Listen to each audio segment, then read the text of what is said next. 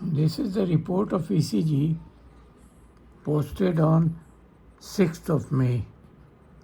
This is the report, and it is as follows. Heart rate is 83 per minute. Rhythm is sinus. Axis is 270. Extreme right deviation. Q wave present in lead 2, 3, AVF, V5 and V6. Q is present in lead 2, lead 3, AVF and V6.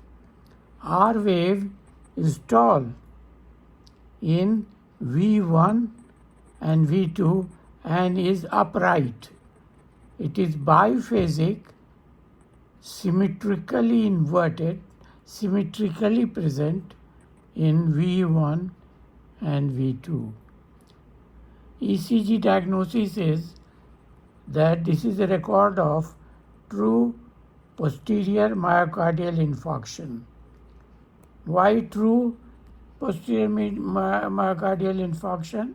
Because of the presence of tall R wave. Now another thing to be remembered, tall wave is not only feature of a true posterior infarction, but it can be seen in right ventricular hypertrophy, right bundle branch, as well as in true posterior infarction. ECG record is not recording from posterior surface of the heart, because posterior surface of the heart has got esophagus.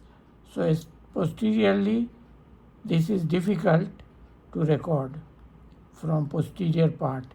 So to confirm, we use esophageal lead, which is passed in esophagus and placed behind the posterior side of the heart to record the posterior activity. Now, the last diagram which I am showing is how to identify extreme right axis. We know the normal axis is from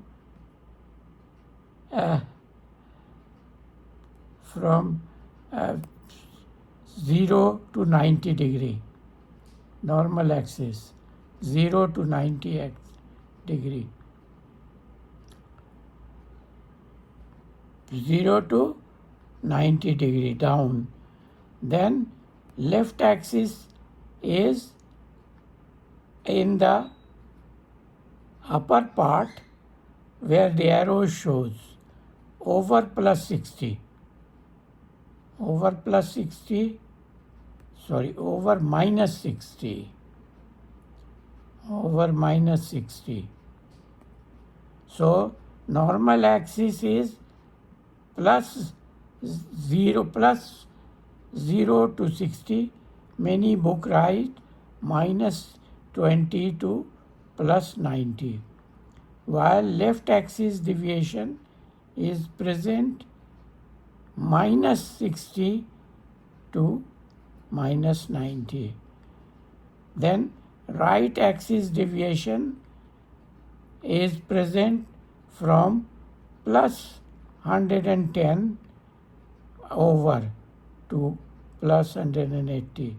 That is right axis deviation. And extreme right is upper outer quadrant is the extreme deviation. And this ECG, the axis is in this extreme deviation. How to identify? In left axis deviation, lead 1 and AVF, the R is going up, the S is going down.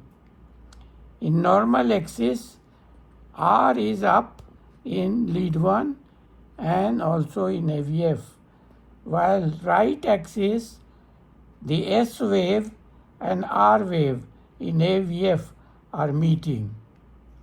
And in extreme deviation, The S is deep in lead 1, and in AVF, S is also deep.